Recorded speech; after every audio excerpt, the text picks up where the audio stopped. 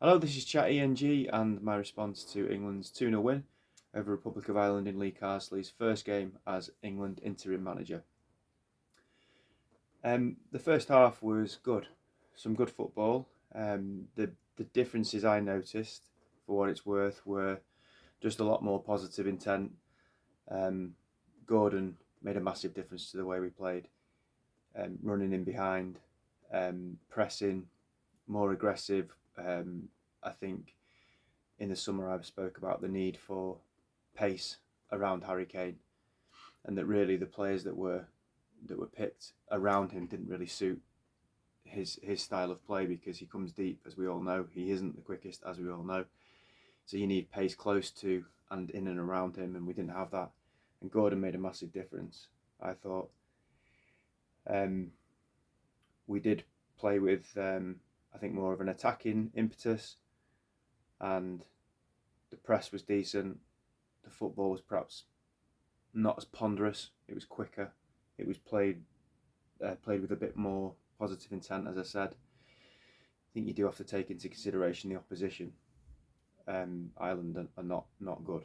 So that said, probably neither were quite a few of the opponents we played in the Euros either. So you can only play what's in front of you. The first goal was a really good breakaway, and I thought Gordon should have scored, really. But that wouldn't have happened in the summer, because that run wouldn't have been made. And it's that dynamism, it's that explosivity, making a run. And Trent picked a great ball out to Gordon. He should have scored. But, sometimes you see a striker or a forward miss a chance, and they stand there on the hands on the hips, or they bury the head in the hands. He was alive to the rebound. He didn't dwell on it. He kept the move alive. He puts the ball in. Kane couldn't finish it. And then Rice's finish is a beauty. I said in the summer, I really, really like Declan Rice. Just as a person, as a player. I think he just seems like a really, really nice lad. And I've just really warmed to him watching England over the last few years. It's a shame he doesn't play for my club team, but I think he'd be brilliant for United. Brilliant goal. In all honesty, I'd have loved to have seen him give it a bit when he scored, but he's obviously too nice for that kind of thing, so he didn't do that. The second goal is probably one of the best goals I've seen for a long time. And football in its most simple yet most beautiful form. Just one touch, 1-2s, ping, ping, ping. Beautiful. I love seeing football like that. As the move was building up, I'm making all kinds of silly noises, like of that anticipation that something special is going to happen, and my kids are like looking around thinking, what's he doing? And then it's topped off with a goal. Fantastic, brilliant goal. I'm pleased for Grealish again. Another player who, despite club allegiances, I think is quite a likeable fella, and I'm delighted that he scored the goal. It is Saturday after all. And the first half in general was really, really good. Second half, I think there's times when you can look to a new manager or a new regime or whatever, and you look for differences and you'll find them. But the second half really shared a lot of the same features that we watched over the time that Southgate was England's manager. Not utilising the superiority or the superior position we've been in, not making subs quick enough, not responding to a team that's clearly worked out what we're doing and has negated it. Those were all features that people had problems with, and to some degree so did I when Southgate was the manager. But those problems were repeated today, really. Obviously, the Nations League isn't the scale of a Euros or a World Cup, of course it's not. But you can watch what you watch. You can only play what's in front of you, as I said, and you can only analyse the game as it was. And I just thought there was quite a few features there that were similar to the reign of Southgate. That said, in the last 10 minutes we probably could have scored 3 goals. So we did. I thought the subs made a big difference, actually.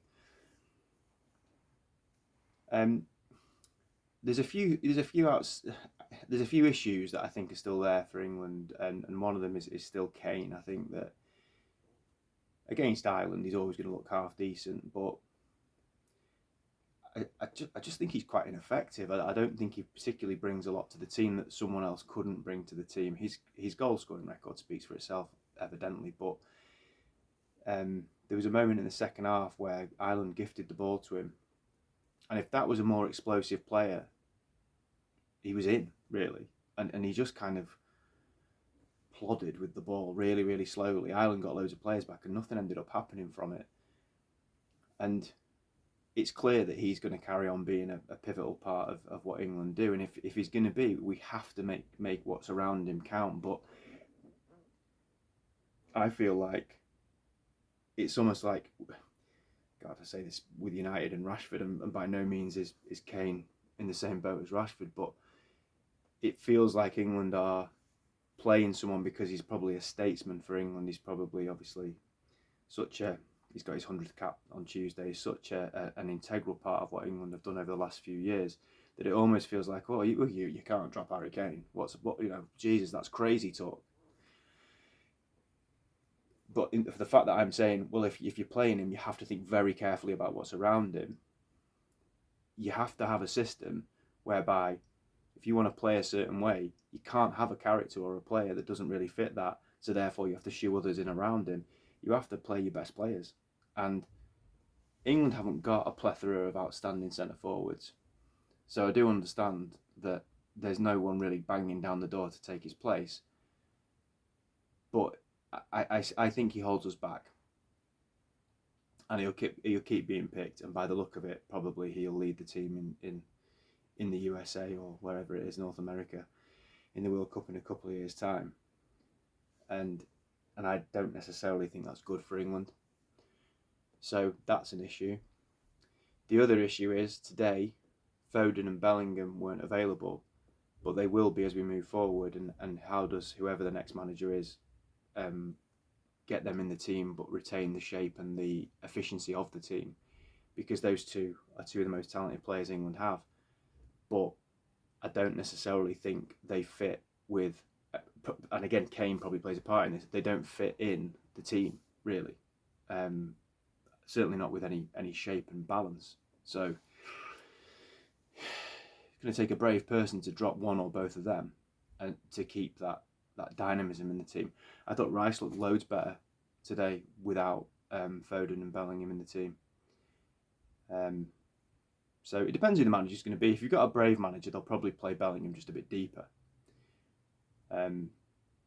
Is anyone brave enough, for example, to go, right, we're going to go Rice, Foden, Bellingham as the midfield three?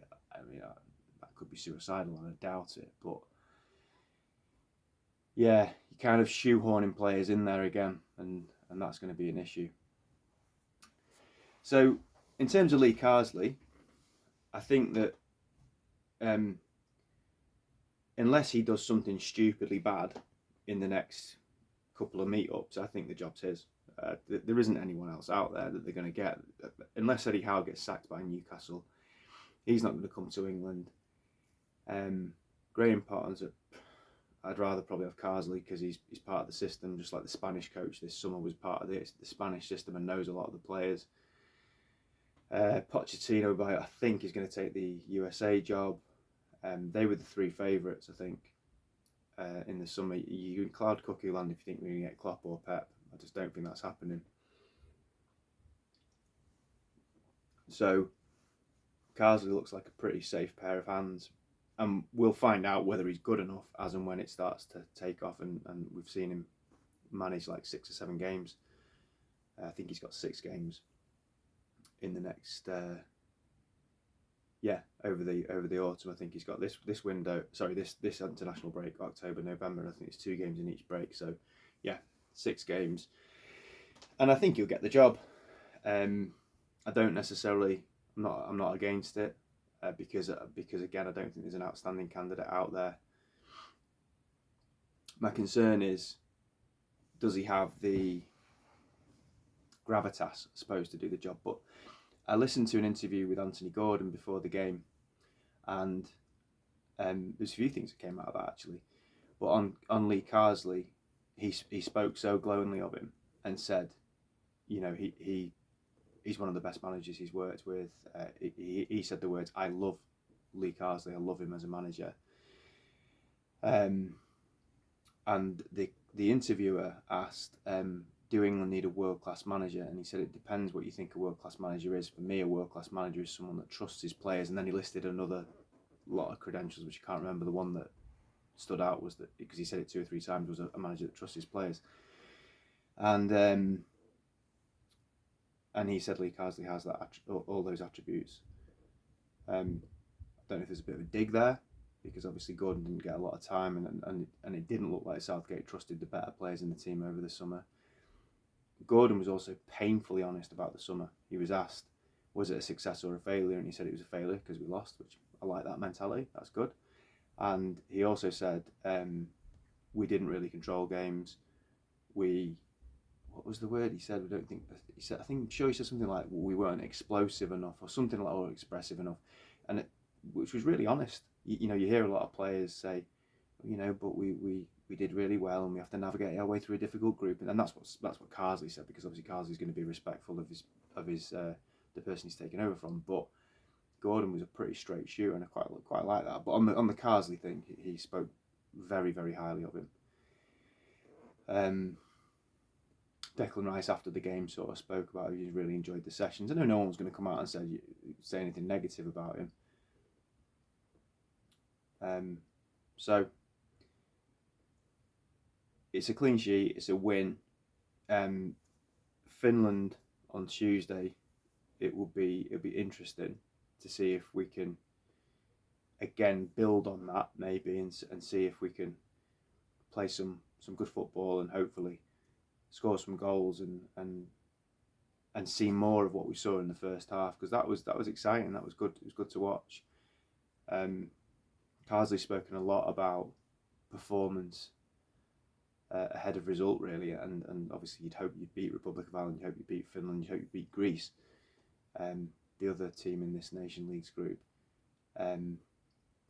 And yeah, I think he clearly knows that the narrative around Southgate was that it was not particularly attractive to watch, and that a manager who's more expressive would get more out of this team. As I said, I thought in the second half there was a lot of the same sort of features, negative features that we've seen under Southgate. But does appointing Carsley maybe just keep that kind of Club England type feel? Because I said in the summer, I think people are of the wrong opinion in my view, that someone's just going to rock up and be able to recreate this culture and this atmosphere that Southgate's created over an 8-year period, which nobody else has created in 50 years, certainly not for a prolonged period of time. And we've reached 2 finals out of 3 tournaments and a semi-final, and we're robbed against France in the quarter-final. If people think that another manager is just going to come in and it's a tap-in and we're going to go and win a tournament because they play a bit better football, they're not necessarily going to recreate that atmosphere and that culture. Whereas I suppose potentially with Carsley, because he is within the system, if you like I don't like this expression, but like an FA man, and he's won the Euros with the England under-21s, and he'll probably bring a few of those with him, then hopefully maybe he will recreate that culture, or just keep that culture going, and perhaps have a slightly more expansive style of play. I've read a lot more about him since I knew that he was going to be at least the interim manager, and I was reading about the under-21s tournament last summer, and he sort of said some interesting stuff, like he played Anthony Gordon as a striker, and he's moved some people's positions around, and it's worked every time it's worked, and he very much plays to players' strengths and plays to the strengths of the team, rather than, as I touched on before, trying to shoehorn people in there. Now, when you go up to the senior team, you've got more political decisions to make, like Harry Kane, like Jude Bellingham, like Foden. You're probably free just to get on with your job in the under-21s. So it'll be interesting to see how he deals with those types of things. But if he can take that same kind of flexibility and that mindset into the senior job, then with the qualities that we've got, he can do really well. I don't think any manager would lead England to win the World Cup in the next 2 years. That's just not on. I don't think it's going to happen, because there's too many teams that are better than us. But the Euros in 4 years, fucking 4 years, jeez.